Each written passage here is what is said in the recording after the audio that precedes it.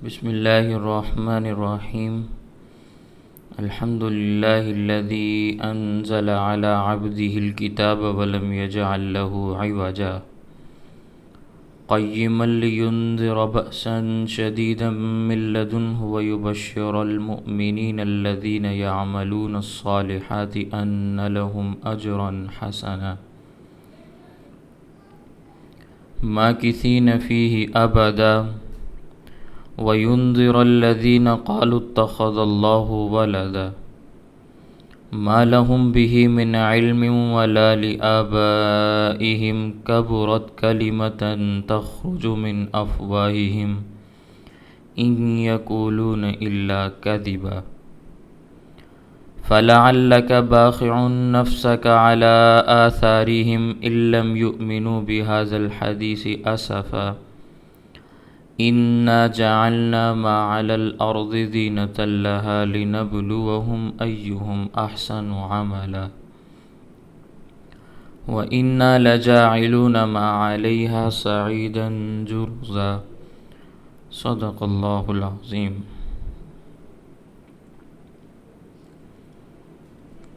الحمدللہ،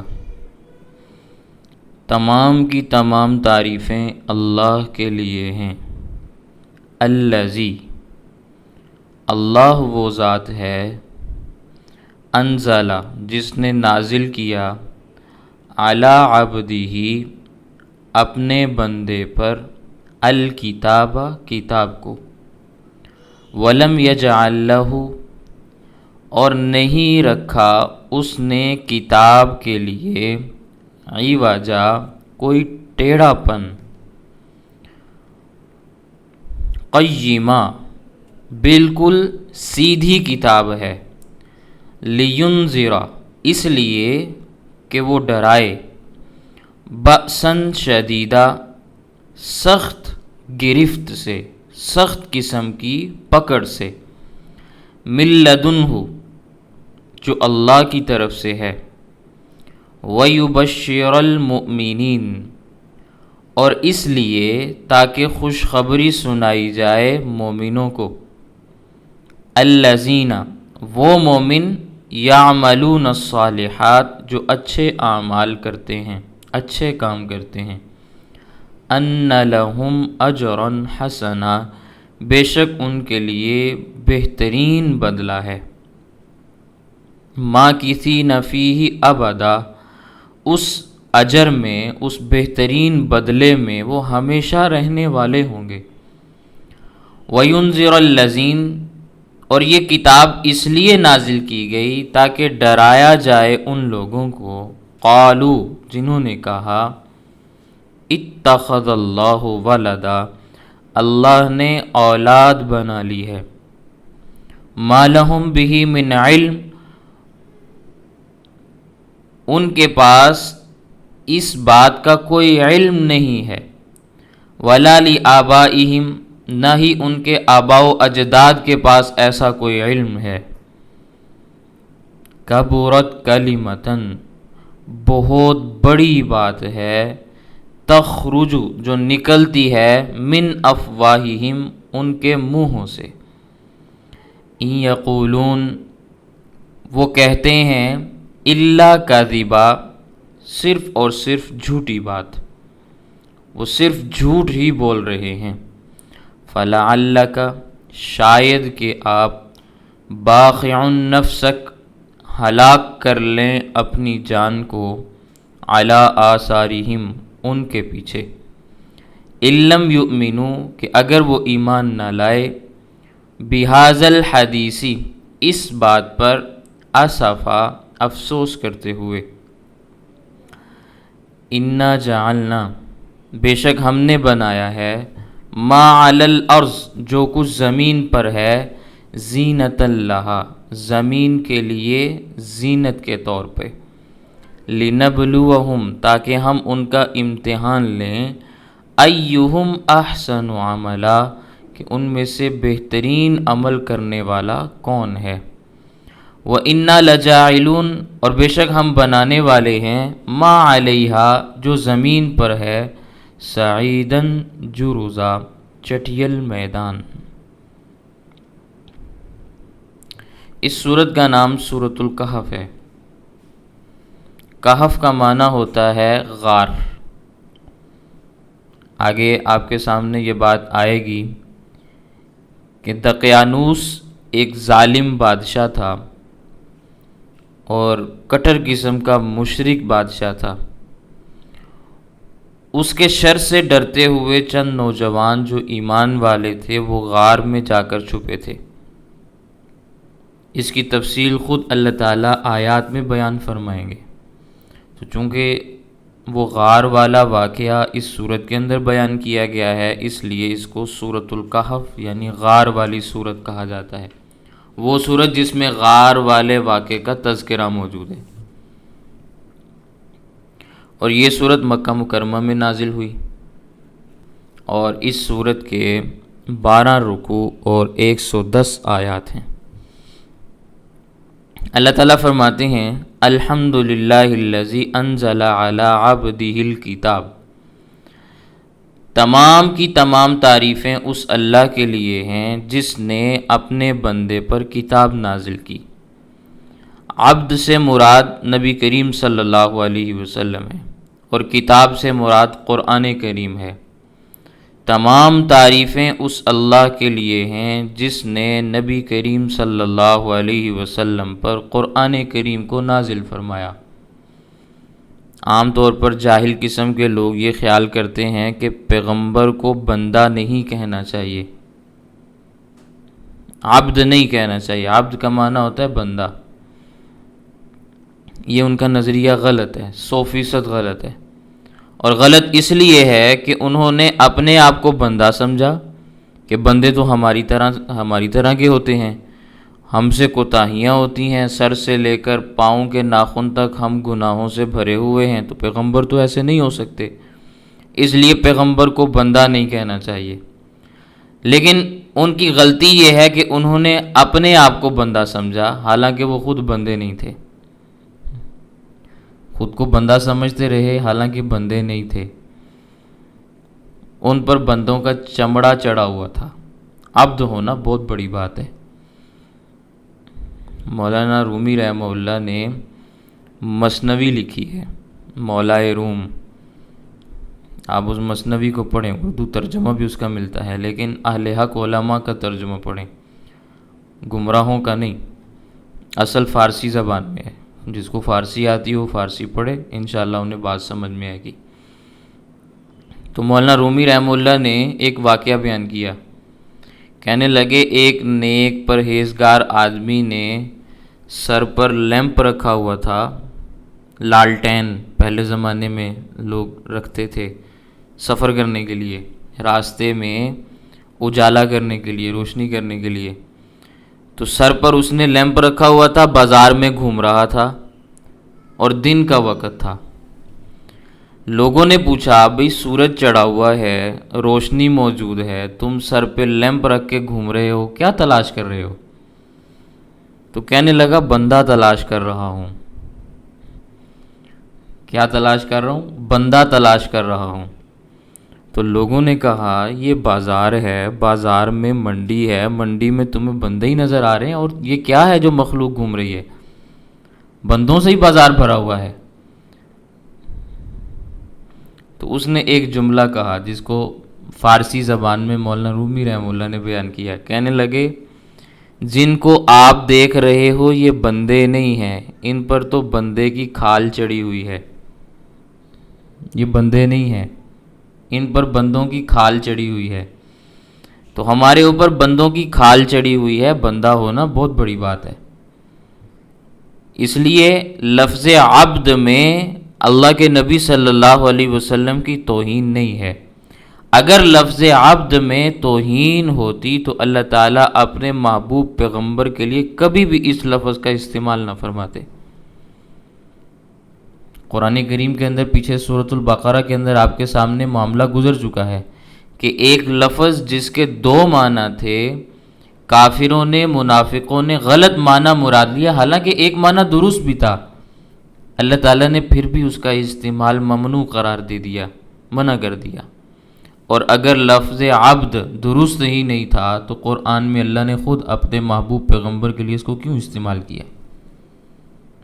وہاں تو ضابطہ یہ ہے کہ اگر کوئی لفظ دو معنی رکھتا ہو، ایک معنی درست ہو، پھر بھی ایسے الفاظ کا استعمال جائز نہیں، اور جس لفظ کا معنی ہی غلط ہو وہ کیسے استعمال کرنے کی اجازت مل سکتی ہے؟ تو یہ سمجھنے والی بات ہے۔ پھر اتحیات میں لفظ عبد کا تذکرہ نہ ہوتا، حالانکہ کوئی نماز ہو، آپ کی فرض ہو، وتر ہوں، نفل ہوں، جمعہ کی نماز ہو، عید کی نماز ہو، ہمیں اتحیات پڑھنی پڑتی ہے۔ اشہد ان لا الہ الا اللہ و اشہد ان محمد عبدہ و رسول، عبد کا لفظ آتا ہے۔ اگر معاذ اللہ لفظ عبد میں توہین ہونی ہوتی تو پھر اس کا مطلب یہ ہے کہ ہم ہر نماز میں اللہ کے نبی صلی اللہ علیہ وسلم کی توہین کر رہے ہیں، حالانکہ ایسا نہیں ہے۔ لفظ عبد میں کوئی توہین نہیں ہے۔ نبی کریم صلی اللہ علیہ وسلم جب دنیا میں تھے اس وقت بھی عبد تھے، اور جب اللہ نے معراج کی رات اپنے پاس بلایا اس وقت بھی عبد تھے، بندہ تھے، اور جب واپس آئے اس وقت بھی عبد تھے۔ چنانچہ معراج کا ذکر کرتے ہوئے اللہ تعالیٰ نے قرآن کریم 15ویں پارے میں کیسے تذکرہ کیا؟ سبحان الذی اسری بعبدہ، پاک ہے وہ ذات جو اپنے بندوں کو راتوں رات لے گئی۔ جب بلندیوں پر پہنچے، یہ لے جانے کا تذکرہ ہے نا، پھر بلندیوں پر جب پہنچ گئے فَأَوْحَى إِلَىٰ عَبْدِهِ مَا أَوْحَى، یہاں بھی عبد کا تذکرہ ہے، سورۃ النجم کی آیت ہے کہ وحی کی اللہ نے اپنے بندے کی طرف، جو بھی اللہ کو مناسب تھا اللہ نے وہ پیغام بھیجا، تو وہاں بھی بندہ ہی مراد ہیں اور وہ بندہ ہی رہے۔ اور پھر جب واپس آئے تو عبدہ و رسول اتحیات کے الفاظ ہیں، تحفہ لے کر واپس آئے تو تب بھی عبد ہی ہیں، بندے ہی ہیں۔ تو لفظ عبد میں کوئی توہین نہیں ہے، بس ہماری غلطی یہ ہے، کوتاہی یہ ہے کہ ہم نے اپنے آپ کو بندہ سمجھا، حالانکہ ہم بندے نہیں تھے۔ ہمارے اوپر بندوں کی کھال چڑھی ہوئی تھی، چمڑا چڑھا ہوا تھا، ہم نے سمجھ لیا ہم بندے ہیں اور وہ بندے نہیں۔ اور اس پر میں آپ کے سامنے دلیل بھی پیش کر سکتا ہوں۔ صحیح مسلم کی روایت ہے، اللہ کے نبی صلی اللہ علیہ وسلم نے ارشاد فرمایا، ایک زمانہ ایسا آئے گا لوگوں کی شکلیں انسانوں والی ہوں گی، وَقُلُوبُهُمْ قُلُوبُ الزَّیَّابِ، اور دل بھیڑیوں جیسے ہوں گے۔ شکل انسانوں جیسی، قلوب بھیڑیوں جیسے۔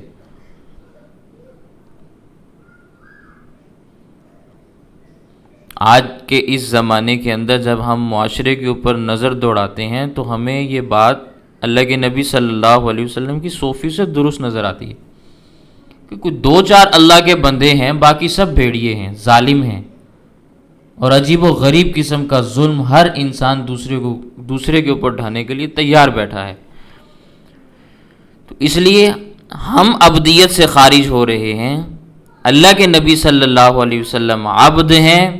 اور میں ایک نقطہ اور آپ کے سامنے عرض کروں، اللہ کے نبی صلی اللہ علیہ وسلم نے عبدیت میں انتہا کی ہے، بندہ ہونے میں، اللہ کا بندہ ہونے میں نبی کریم صلی اللہ علیہ وسلم نے انتہا کی ہے۔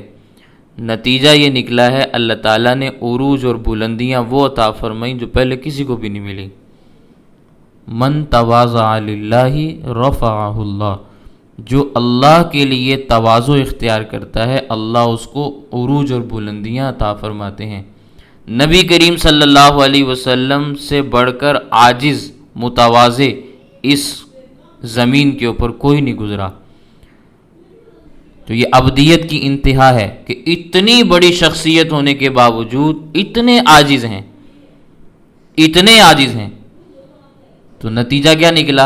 اللہ تعالیٰ نے عروج اور بلندی معراج وہ عطا فرمائی جو پہلے کسی کو بھی نہیں ملے۔ تو جو اللہ کے لیے اپنے آپ کو گرانا سیکھ لیتا ہے اللہ اس کو عروج اور بلندیاں بھی عطا فرماتے ہیں۔ یہ بات کس کو سمجھ میں آ جائے نا، اللہ تعالیٰ جس کو سمجھا دیں یہ بات، اس کے مسائل حل ہو جاتے ہیں۔ اللہ کے لیے گرنا سیکھ لیں، اللہ عروج اور بلندیاں عطا فرمائیں گے۔ تو اللہ تعالیٰ فرماتے ہیں تمام تعریفیں اس اللہ کے لیے ہیں جس نے اپنے بندے پر کتاب نازل کی، وَلَمْ يَجْعَلْ لَهُ عِوَجًا، اور اس کتاب میں کوئی ٹیڑھا پن نہیں رکھا، کوئی کجی نہیں رکھی، کوئی ٹیڑھا پن نہیں ہے، قیمہ بالکل سیدھی ہے، درست ہے۔ اتاری کیوں؟ اتارنے کی وجہ کیا ہے؟ لِيُنذِرَ بَأْسًا شَدِيدًا، ينذر معنی یہ ہے کہ وہ کتاب جو ڈرائے سخت قسم کے عذاب سے، وہ کتاب جو سخت قسم کے عذاب سے ڈرانے والی ہے، یا اس کا معنی یہ بھی ہو سکتا ہے وہ بندہ جس پر ہم نے یہ کتاب نازل کی وہ بندہ سخت قسم کے عذاب سے ڈرانے والا ہے۔ معنی دونوں کا ایک ہی ہے، مفہوم ایک ہی ہے۔ نبی کریم صلی اللہ علیہ وسلم اس کتاب کے ذریعے اللہ کے عذاب سے لوگوں کو ڈراتے ہیں کہ نافرمانی کی صورت میں تم پر دنیا میں بھی اللہ کا عذاب آ سکتا ہے، مرنے کے بعد تو قبر میں آئے گا ہی آئے گا، معاشر میں بھی آئے گا، پھر دوزخ میں بھی عذاب ہوگا۔ تو یہ ڈرانے والے ہیں۔ من لدنہ، اس اللہ کی جانب سے، وَيُبَشِّرَ الْمُؤْمِنِينَ، تاکہ وہ خوشخبری سنائے مومنوں کو۔ اب مومن کون ہیں؟ آگے اللہ تعالیٰ نے اس کی وضاحت ارشاد فرمائی ہے، الذین یعملون الصالحات، وہ اچھے اعمال کرنے والے لوگ ہیں۔ مومن کون ہیں؟ اچھے اعمال کرنے والے۔ محض ایمان کے دعوے سے کوئی مومن نہیں بنتا، ساتھ دلیل بھی ہونی چاہیے، اور دلیل ہے اعمال صالحہ۔ کوئی کہے میں ایمان والا ہوں، عمل صالح نہ کرے تو یہ عمل صالح نہ کرنے کی وجہ سے اس کے ایمان پر کوئی دلیل قائم نہیں ہو سکتی۔ مومن ہو تو پھر نماز کیوں نہیں پڑھتے؟ مومن ہو تو پھر روزے کیوں نہیں رکھتے؟ مومن ہو تو پھر لوگوں کے ساتھ اچھا رویہ کیوں نہیں رکھتے؟ اس کا جواب دو۔ تو اعمال صالحہ یہ دلیل ہیں ایمان کی۔ دعویٰ تو سبھی کرتے ہیں لیکن عمل کرنے والے کتنے ہیں؟ میں یہ تو نہیں کہتا کہ عمل کرنے والے ہیں نہیں، ہیں، عمل کرنے والے ہیں، قیامت تک رہیں گے لیکن تھوڑے ہوں گے۔ اکثریت دعویٰ کرنے والوں کی ہے، اور صرف دعویٰ برائے دعویٰ ہی ہے، اس میں حقیقت نہیں ہے۔ ٹھیک ہے؟ اچھا، یہ خوشخبری سنانی ہے، کس کو سنانی ہے؟ ایمان والوں کو۔ کیا سنانی ہے؟ ان لہم اجرا حسنا، کہ ان کے لیے بڑا بہترین قسم کا بدلہ ہے ان کی رب کی جانب سے۔ اللہ تعالیٰ اپنی جانب سے انہیں بہترین قسم کا بدلہ عنایت فرمائیں گے۔ ان لہم اجرا حسنا۔ اب ضابطہ یہ ہے کہ ایمان کی حالت میں اخلاص کے ساتھ سنت کی پیروی میں جو نیکی کی جائے اس کا ادنا ترین بدلہ 10 گنا ہے۔ من جاء بالحسنۃ فلہ عشر امثالھا، جو ایک نیکی کر کے آئے گا ہم اسے 10 گنا اجر دیں گے۔ ایک دفعہ سبحان اللہ کہنے کی برکت سے 10 نیکیاں مل جاتی ہیں۔ ایک صغیرہ گناہ خود بخود مٹ جاتا ہے، ایک درجہ ایمان کا بلند ہو جاتا ہے۔ کسی مسلمان بھائی کو، بہن کو آپ نے السلام علیکم کہا تو 10 نیکیاں مل گئیں فوراً، اور صغیرہ گناہ بھی مٹ گیا، درجات بھی بلند ہو گئے۔ اور یہی نیکی آپ نے فی سبیل اللہ کی، اللہ کے راستے میں کی۔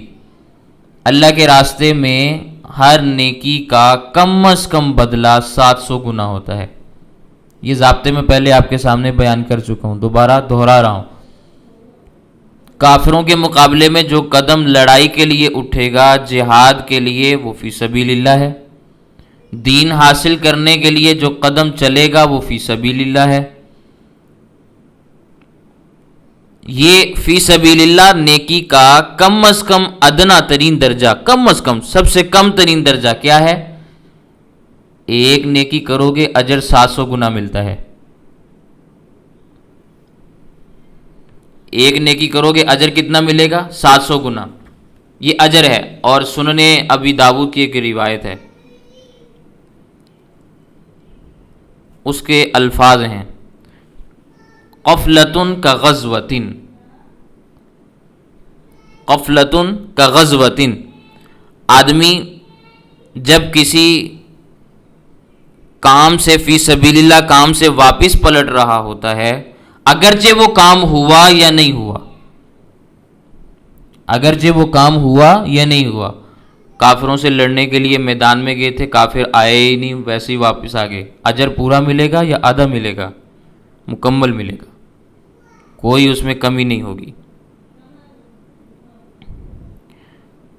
تو یہ اللہ تعالیٰ یہاں بیان فرما رہے ہیں ان لہم اجرا حسنا، ان کے لیے بڑا بہترین قسم کا اجر ہے، ما کسی نہ فیہ ابدا، وہ اس اجر کے سائے میں ہمیشہ رہنے والے ہوں گے۔ اجرن حسنا، اجر حسن، بہترین قسم کا اجر، اس کا مطلب کیا ہے؟ جنت کا محل۔ اجر حسن سے کیا مراد ہے؟ جنت کا محل۔ اس جنت کے محل میں وہ ہمیشہ ہمیشہ رہنے والے ہوں گے، جنت کی نعمتیں ہوں گی، جنت کے آرام ہوں گے، جنت کی آسائشیں ہوں گی۔ اس دنیا کے اندر رہتے ہوئے ہم اس کا تصور بھی نہیں کر سکتے، اور وہ نعمتیں ہمیشہ کے لیے ہوں گی، کبھی جدا بھی نہیں ہوں گی۔ ایمان والے ان میں ہمیشہ رہیں گے۔ تو یہ کتاب ہم نے اس لیے نازل کی تاکہ ایمان والوں کو یہ خوشخبری سنا دی جائے۔ اور کتاب کیوں اتاری؟ وَيُنذِرَ الَّذِينَ، تاکہ ڈرایا جائے ان لوگوں کو، قَالُوا اتَّخَذَ اللَّهُ وَلَدًا، جنہوں نے اللہ کے لیے اولاد تصور کر لی، اللہ کے لیے اولاد گھڑ لی، اللہ کے لیے اولاد بنا لی۔ یہودیوں نے کہا عزیر ابن اللہ، عزیر علیہ السلام اللہ کے بیٹے ہیں۔ وقالت النصارى، عیسائیوں نے کہا المسیح ابن اللہ، عیسیٰ علیہ السلام اللہ کے بیٹے ہیں۔ جب لوگوں کا تھوڑا سا ذہن بن گیا کہ اللہ تعالیٰ کی طرف بیٹے کی نسبت کرنا درست ہے، تو اب اپنے بارے میں دعویٰ کرنے لگے، نحن ابناء اللہ و احباہ، ہم یہودی یا عیسائی اللہ کے بیٹے ہیں اور اللہ کے محبوب ہیں، یہ دعویٰ کرنے لگے۔ اور پھر عرب کے دوسرے جاہلوں نے یہ کہنا شروع کر دیا کہ یہ جو فرشتے ہیں یہ اللہ کی بیٹیاں ہیں، وَيَجْعَلُونَ لِلَّهِ الْبَنَاتِ، کہ وہ اللہ کے لیے فرشتوں کو بیٹیاں تصور کرتے۔ تو اللہ تعالیٰ نے قرآن کریم میں ان سب باتوں کی تردید کر دی، رد کر دیا ان کو، کہ نہ اللہ کی کوئی بیٹی ہے، نہ اللہ کا کوئی بیٹا ہے، نہ اللہ کی کوئی ماں ہے، نہ اللہ کا کوئی باپ ہے، نہ اللہ کی کوئی بیوی ہے۔ اللہ تعالیٰ ان تمام چیزوں سے بالا اور پاک ہیں۔ اللہ تعالیٰ کا کوئی شریک نہیں، نہ ذات میں شریک ہے، نہ صفات میں شریک ہے، نہ افعال میں شریک ہے، کسی اعتبار سے بھی اللہ کا کوئی شریک نہیں۔ اور پھر جنہوں نے یہ کہا کہ اللہ نے اولاد بنا لی، ما لہم بہ من علم، ان کے پاس اس بات کا کوئی ثبوت بھی نہیں ہے، ان کے پاس اس علم پر کوئی دلیل بھی نہیں ہے، ولا لآبائہم، اور نہ ہی ان کے آباء و اجداد کے پاس اس کا کوئی ثبوت موجود ہے، ان کے پاس بھی نہیں۔ ہم کہتے ہیں نا بھائی تم دلیل پیش کرو، یا تم اپنے آباء و اجداد کو قبروں سے گھسیٹ کر لے آؤ اور ہمارے سامنے یہ دلیل پیش کرو، یعنی تمہارا علم تو بہت چھوٹا ہے، تم اپنے بڑوں کا علم بھی لے کر آؤ، پھر آ کے ہم سے گفتگو کرنی شروع کرو۔ تو وہ بھی دلیل نہیں پیش کر سکتے، ان کے پاس بھی کوئی علم موجود نہیں کہ اللہ کی کوئی بیٹی ہے یا اللہ کا کوئی بیٹا ہے یا اللہ نے اولاد بنا لی۔ کبرت کلمۃ تخرج من افواہہم، یہ بہت بڑی بات ہے جو انہوں نے اپنے منہوں سے نکالی ہے، چھوٹی بات نہیں ہے۔ اللہ کے بارے میں اتنی بڑی بات کہہ دینا، اتنی بڑی بات کہہ دینا کہ اس نے بیٹے بنا لیے، اس نے بیٹی بنا لی، ہم اللہ کے محبوب بن گئے۔ تمہیں کس نے کہا کہ تم اللہ کے محبوب بن گئے؟ تمہیں کس نے کہا کہ اللہ نے بیٹی بنا لی؟ تمہیں کس نے کہا کہ اللہ نے بیٹے بنا لیے؟ یہ تمہارے منہوں کی باتیں ہیں، اور بہت بڑی بڑی باتیں کر رہے ہو، اتنے تمہارے منہ نہیں جتنی بڑی تم باتیں کر رہے ہو۔ دوسرے الفاظ میں آپ یوں کہہ سکتے ہیں، حدیث قدسی ہے، آپ میں سے اکثر نے پڑھی ہوگی، بخاری کے اندر بھی آتی ہے، مسلم میں بھی موجود ہے۔ اللہ جل جلالہ فرماتے ہیں، حدیث قدسی کا معنی تو آتا ہے نا، حدیث قدسی اس حدیث کو کہا جاتا ہے جس میں اللہ یہ کہتے ہیں جس میں نبی کریم صلی اللہ علیہ وسلم یوں فرماتے ہیں کہ اللہ تعالیٰ یہ فرما رہے ہیں، الفاظ بھی اللہ کے ہوتے ہیں، معنی اور مفہوم بھی اللہ کا ہوتا ہے، بالکل اس طرح جیسے قرآن کریم کی آیت ہے، لیکن چونکہ اس کو نماز میں تلاوت نہیں کیا جاتا اس لیے وہ قرآن کا حصہ نہیں ہے، وہ یہ مطلوب نہیں ہے، غیر مطلوب ہے، اس لیے اس کو حدیث کہتے ہیں، ہوتی وہ قرآن کی آیت کی طرح ہے۔ تو اس میں اللہ تعالیٰ نے کیا فرمایا؟ قال اللہ تبارک و تعالی یسبنی ابن آدم ولم یکن لہ ذالک، ابن آدم مجھے گالیاں نکالتا ہے حالانکہ اس کو گالیاں نکالنے کا کوئی حق نہیں ہے۔ اب گالیاں کیسے نکالتا ہے؟ یدعو لی ولدن، میری طرف اولاد کی نسبت کرتا ہے، حالانکہ اللہ کی طرف بیٹے یا بیٹے کی نسبت کرنا یہ اللہ کو گالی دینا ہے۔ اور فرمایا آدم کا بیٹا میری تکذیب کرتا ہے، مجھے جھٹلاتا ہے، حالانکہ اس کو اس بات کا حق حاصل نہیں کہ وہ مجھے جھٹلائے۔ کہتا ہے لن یعیدنی، رب مجھے قیامت والے دن دوبارہ نہیں اٹھائے گا، وما نحن بمبعوثین، ہم دوبارہ نہیں اٹھائے جائیں گے۔ من یحیی العظام وہی رمیم، ان بوسیدہ ہڈیوں کو، گلنے والی ہڈیوں کو دوبارہ کون زندہ کرے گا؟ تو اللہ تعالیٰ نے قرآن میں کیا فرمایا؟ جس نے پہلی دفعہ پیدا کیا تھا وہی دوبارہ بھی پیدا کرے گا۔ تو یہ بہت بڑی بات ہے جو ان کے منہوں سے نکلتی ہے کہ اللہ نے اولاد بنا لی۔ ان یقولون الا کذبا، یہ سوائے جھوٹ کے اور کچھ بھی نہیں، سوائے جھوٹ کے یہ کوئی اور بات نہیں، یعنی یہ سراسر جھوٹ ہے، اور یہ جس کو ہم اپنی زبان میں کہتے ہیں نا چٹا جھوٹ ہے، سفید جھوٹ ہے، یہ وہ چیز ہے۔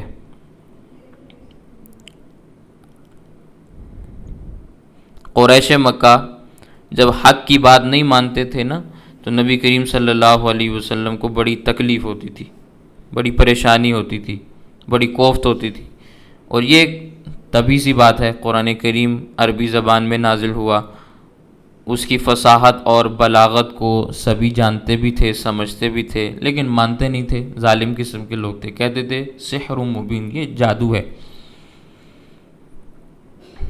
تو ان کی باتوں سے نبی کریم صلی اللہ علیہ وسلم کو رنج ہوتا تھا، غم پہنچتا تھا کہ میں بغیر کسی معاوضے کے ان کو حق بات بتاتا ہوں، سناتا ہوں، ان کی خیرخواہی کرتا ہوں، اور یہ مجھے آگے سے ساحر، جادوگر، کذاب، مفتری، مجنون، دیوانہ اس قسم کے الفاظ بولتے ہیں، اور جو میں ان کو سناتا ہوں وہ اللہ کا کلام ہے، اس پر بھی یہ باتیں کرتے ہیں، جو ان کے منہ میں آتا ہے کہتے جاتے ہیں۔ تو اس پر نبی کریم صلی اللہ علیہ وسلم کو تکلیف پہنچا کرتی تھی، اس لیے اللہ جل جلالہ یہاں ارشاد فرماتے ہیں فَلَعَلَّكَ بَاخِعٌ نَفْسَكَ، شاید کہ آپ ہلاک کر لیں اپنی جان کو، عَلَىٰ آثَارِهِمْ، ان کے پیچھے، إِن لَّمْ يُؤْمِنُوا بِهَٰذَا الْحَدِيثِ آسَفًا، اگر وہ ایمان نہ لائیں اس بات پر،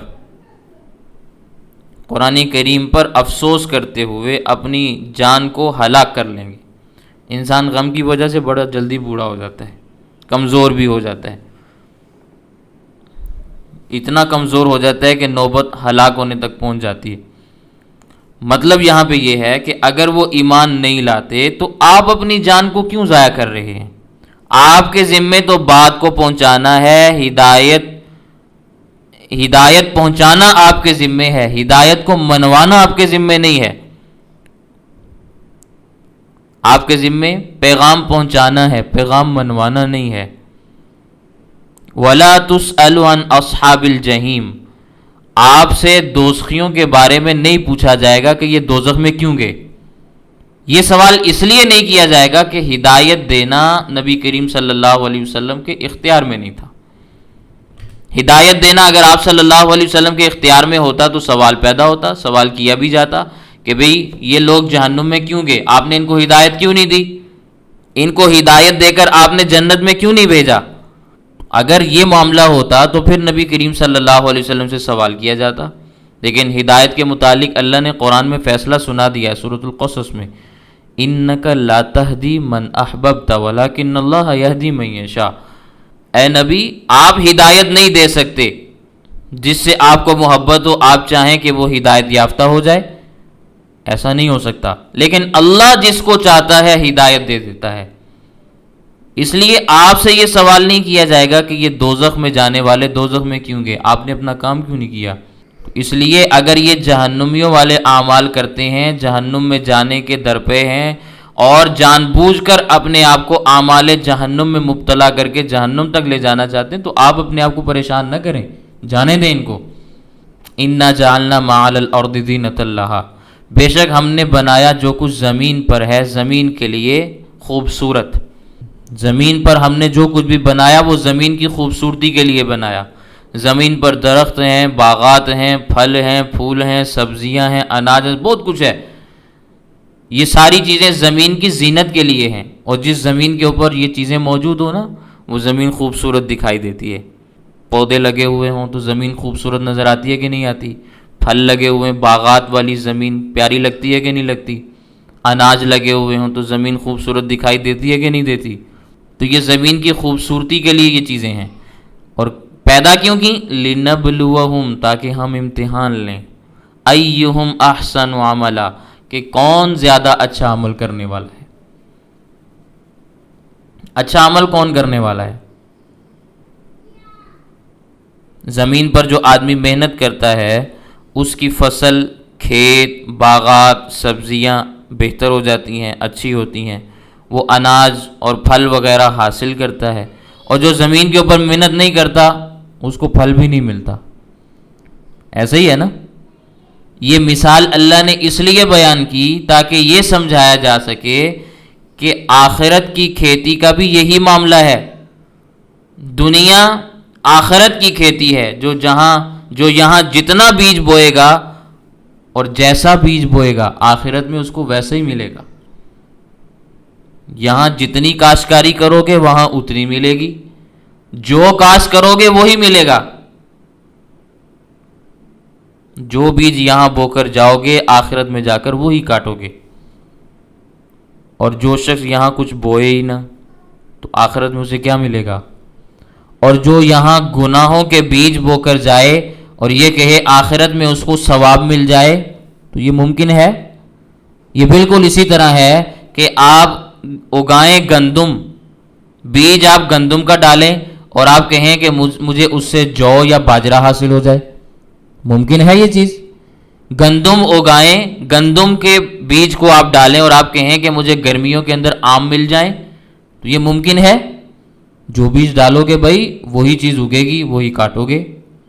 آج ہماری مصیبت یہ ہے کہ ہم پہلی بات ہے بیجتے ہی کچھ نہیں، کسی قسم کا ہم دانہ ڈالتے ہی نہیں، کھیتی باڑی ہم کرتے ہی نہیں اعمال کے اعتبار سے، اور اگر کرتے بھی ہیں تو کام کچھ کرتے ہیں، امید کچھ لگائی ہوتی ہے، نیکیاں ہمارے پاس سرے سے ہے ہی نہیں، اور ٹھیکیدار ہم جنت کے بنے ہوئے ہیں۔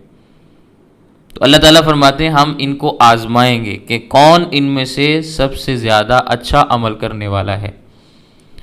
وَإِنَّا لَجَاعِلُونَ مَا عَلَيْهَا، اور بے شک ہم کرنے والے ہیں جو زمین پر ہے، ایک وقت آئے گا سعیدن جرزا، یہ سارے کا سارا چٹیل میدان بن جائے۔ آج زمین کے اوپر پہاڑ ہیں، کہیں ٹیلے ہیں، کہیں نشیب ہیں، کہیں فراز ہیں، ایک وقت آئے گا کہ ساری زمین برابر ہو جائے گی۔ قرآن کریم میں اللہ تعالیٰ نے مختلف آیات کے اندر اس کا تذکرہ کیا ہے۔ قاعن صفصفا، صاف ہموار زمین ہو جائے گی۔ لا تری فیہا عوجا ولا امتا، کوئی ٹیڑھا پن نظر نہیں آئے گا، کوئی ٹیلا نظر نہیں آئے گا، ساری زمین ہموار ہو جائے گی۔ یہ میدان محشر ہے۔ ایک دن آئے گا اللہ تعالیٰ اس زمین کو برابر کر دیں گے۔ تو بتانا اللہ تعالیٰ یہ چاہ رہے ہیں کہ اس دن کے آنے سے پہلے اپنے اعمال کی فکر کر لو، اپنی کھیتی کو سنوار لو، جو بونا ہے اس زمین کے اوپر بولو، جو کاشت کرنا ہے کر لو۔ جب اللہ زمین کو برابر کر دیں گے، ہموار کر دیں گے، پھر کچھ ہاتھ نہیں آئے گا۔ اس کے بعد تمہارے کیے ہوئے اعمال تمہارے کسی اعتبار سے کام نہیں آئیں گے، وہ عمل کا وقت پھر گزر چکا ہے، زمین پر حل پھیرا جا چکا ہے۔ اب زمین کے اوپر دوبارہ تم کوئی چیز کاشت نہیں کر سکتے۔ مرنے کے بعد تم نے یہ کہنا ہے اب ہمیں دوبارہ واپس بھیج دو، ہم اعمال کر کے آئیں گے، ہم نے سب کچھ اپنی نگاہوں سے دیکھ لیا، تو کوئی واپس نہیں بھیجے گا آپ کو، کوئی وہاں سے آنے نہیں دے گا، اٹھا کر جہنم میں پھینک دیے جائیں گے۔ اس دن کے آنے سے پہلے پہلے اپنے اعمال کی فکر کرو۔ تو یہ قرآن کریم کی آیات ہیں جو ہمیں اس دنیا کی زندگی کے اندر اعمال کے اوپر برانگیختہ کر رہی ہیں، ابھار رہی ہیں کہ اپنے اعمال کی فکر کرو، قرآن کریم کی آیات کو سمجھو، اللہ کے پیغام کو سمجھو، اور قرآن کریم کی آیات پر، اللہ کے پیغام پر عمل کرنے کی کوشش کرو۔ اسی میں عافیت، اسی میں بھلائی اور اسی میں کامیابی ہے۔ اللہ تعالی ہمیں قرآن کریم کی آیات کو صحیح انداز میں سمجھنے کی توفیق عنایت فرمائیں۔ وآخر دعوانا الحمد للہ رب العالمین۔